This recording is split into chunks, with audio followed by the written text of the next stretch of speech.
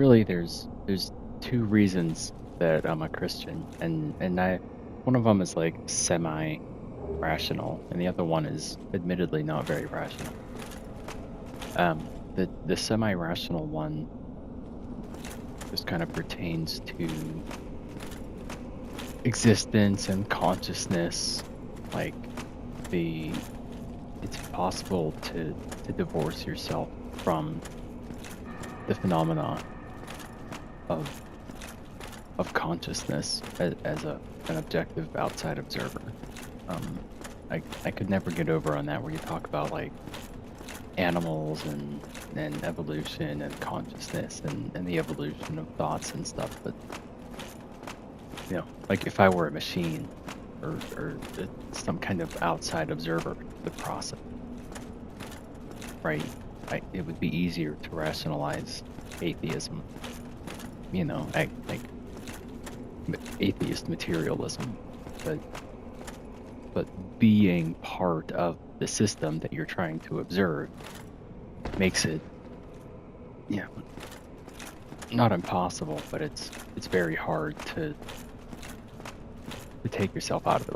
Like it's impossible to do, right? I When I was probably 16, 17, 18, 19, I think about it a lot, and of course I wasn't a Christian properly really until I was about 19. Um, but there were strains of thought that I would be tempted towards, and I would think I would just consider my way out of them until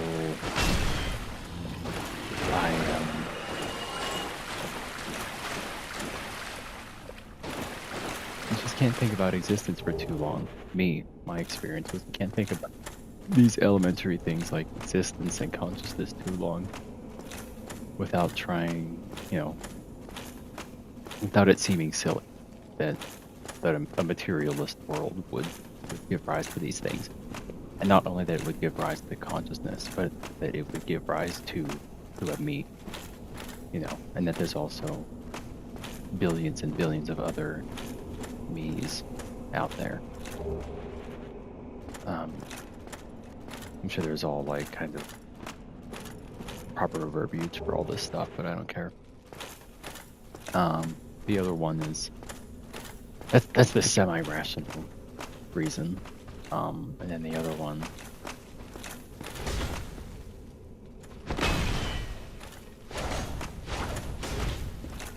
is this guy.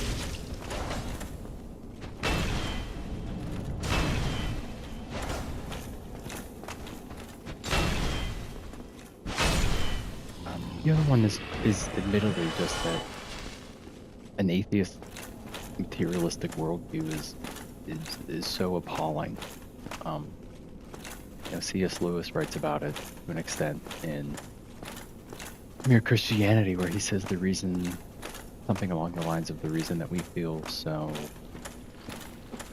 discontent with this world is an indicator that we must be meant for a different world, being heaven, being these higher callings, and heaven and the afterlife, and new world and the new heaven, new earth, new heaven, new earth.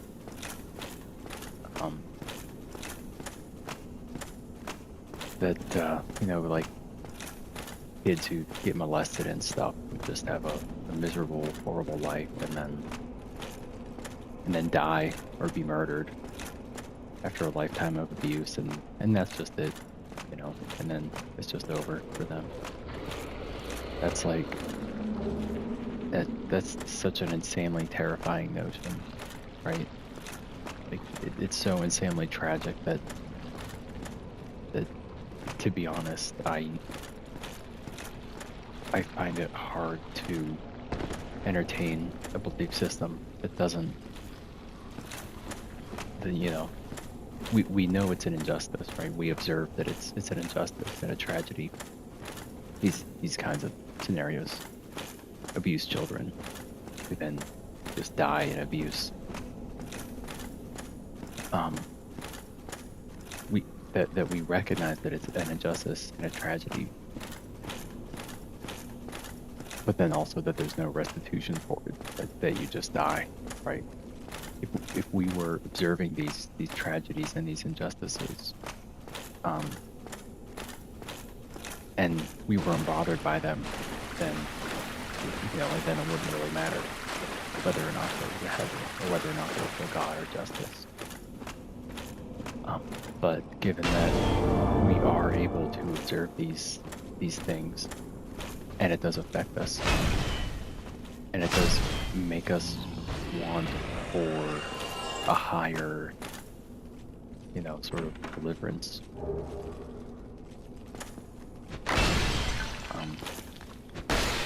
That's like the big reason, right? That's like the terrifying existential reason that I'm a Christian. And then from there, the Catholic Church, I ended up joining the Catholic Church. I was baptized Catholic when I was 11. That was more just a social thing. Like, my mom wanted to get married to a good old, Italian Catholic family type of a situation. So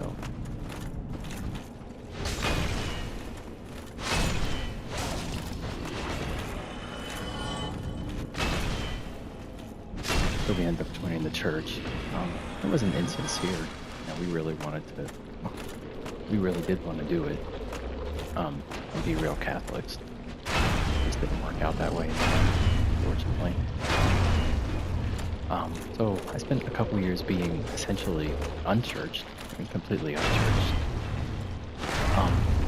Still taking morals seriously and stuff. I was such a premarital sex extremist. I hadn't set foot in a church in like 5 years, and then I went into my freshman year of high school and gave a presentation on why premarital sex was bad. Like the things that insane people do.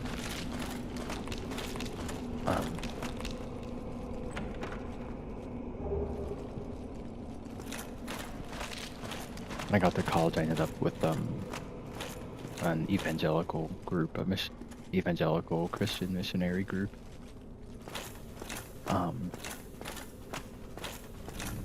And that was good. That was a very good experience. Get out of here, you.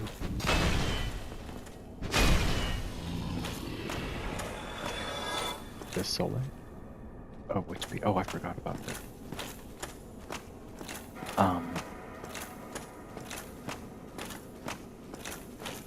What do I have on this character? Quick clip.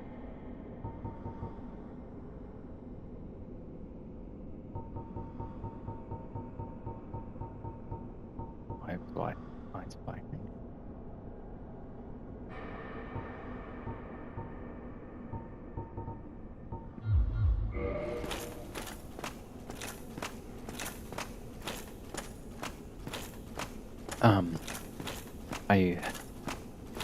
So there's about 2 years there in college where I was going to church and enjoying fellowship, as they call it, fellowship, which is just kind of hanging out, except you're a Christian. I did get away from that eventually, just because of where I lived. I was, transportation problems and whatever. They had a building way off campus, and I just didn't want to meet people at 7:30 in the morning to keep going there. But I was still a Bible reader. I was still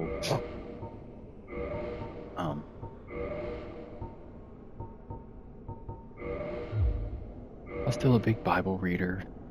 I was still taking these things very seriously. I read some of the, Andy Stanley books, and I mentioned Mere Christianity previously. Of course, I read that.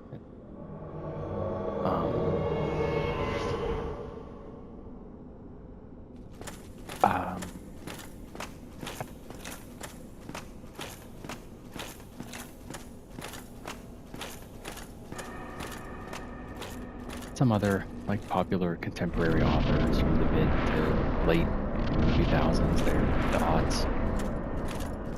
All very edifying. I did do a cover-to-cover read-through of the Bible in 2013. I used it called an inductive study Bible. It didn't have the chapters. It didn't have the chapter titles on them.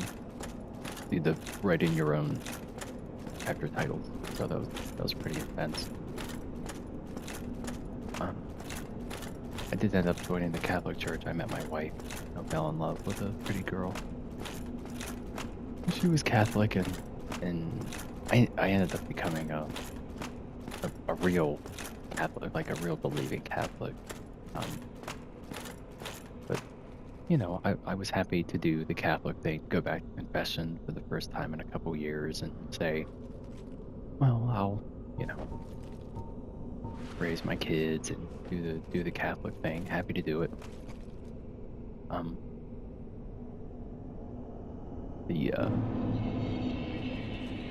was it called? Grant Petrie, his book, Jesus and the Jewish Roots of the Eucharist, really put me over on it.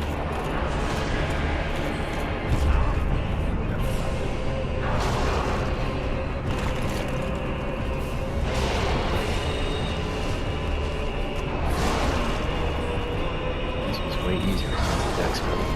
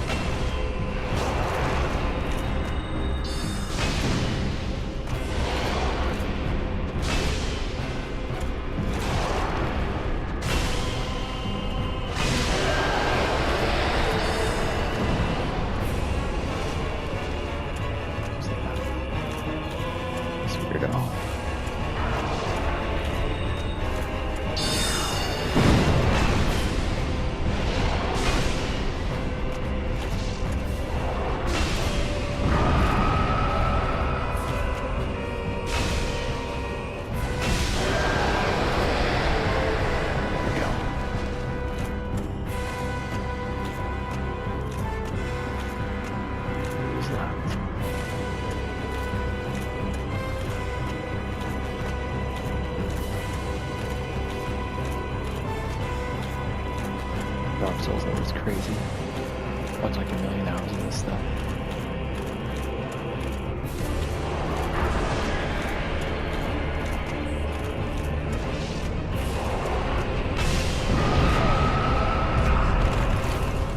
Come on, get up, you.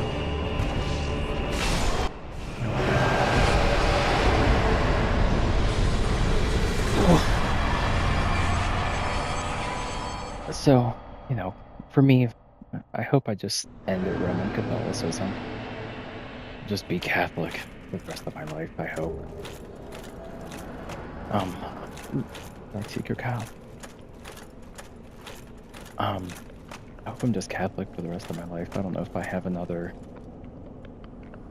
like a semi trad, but most like 80-20 normie, 80% normie, normal Roman Catholic for the rest of my life. I don't know if I have another deep dive in faith, tradition, transition in me. I have a wife and 2 kids and everything now, so I think I'm just gonna stay Catholic. Catholicism is just the most recent and so far the most viable permutation of warding off the existential dread and hoping for some kind of afterlife or restored earth and restored heaven, where I can guide thee. we can, Illuminate the truth. The truth you know, I shall have share hope for these without injustices sentiment. After and the these tragedies. advent of fire, the ancient lords found the three souls, but your progenitor found a fourth, unique soul, the dark soul. Your ancestor claimed the dark soul and waited for fire to subside, and soon the flames did fade, and only dark remained. Thus began the Age of Men, the Age of Dark. However, Lord Gwyn trembled at the dark, clinging to his Age of Fire, and in dire fear of humans, and the Dark Lord who would one day be born amongst them. Lord Gwyn resisted the course of nature by sacrificing himself to link the fire and commanding his children to shepherd the humans. Gwyn has blurred your past to prevent the birth of the Dark Lord. I am the primordial serpent. I seek to right the wrongs of the past, to discover our true Lord. But the other serpent, Framt, lost his sense and befriended Lord Gwyn. Undead warrior, we stand at a crossroads. Only I know the truth about your fate. You must destroy the fading Lord Gwyn, who has coddled fire and resisted nature, and become the fourth Lord, so that you may usher in an age of dark. Yes. Very well. I shall now guide you to Gwyn's prison. Be still, and trust thine flesh to me.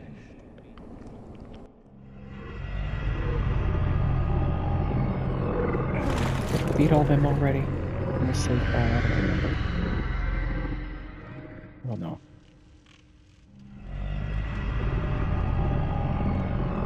So really, yeah, right, Roman Catholic Church, it's the most viable. Framped, he always hangs out up there.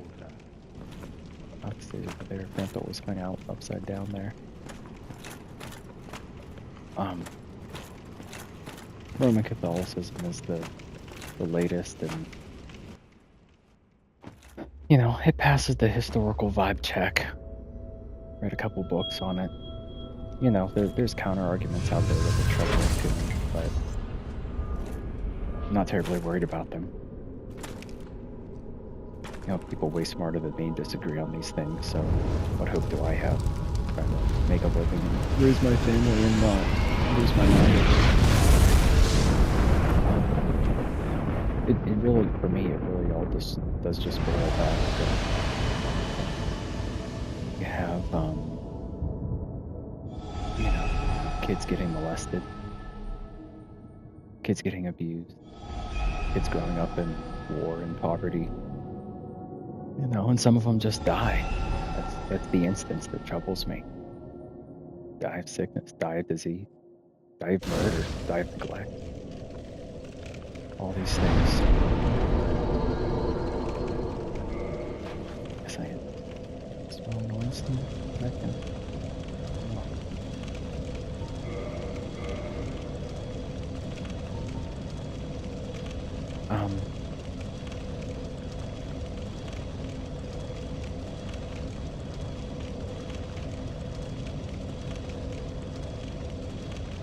You know, that these tragic stories they might die and have peace in the afterlife, or even joy, not just peace, but joy in the afterlife, and then you know, restored and renewed heaven and earth as we believe. I'm not exactly sure what that all entails, but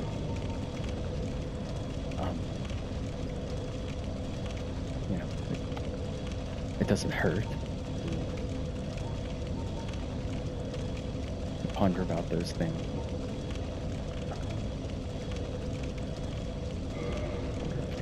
Yeah.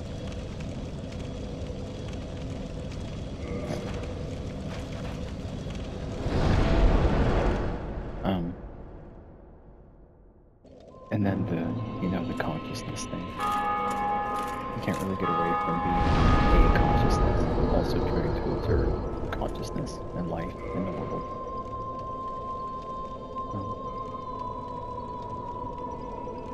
So that's all. Thanks for listening to this idiot rant.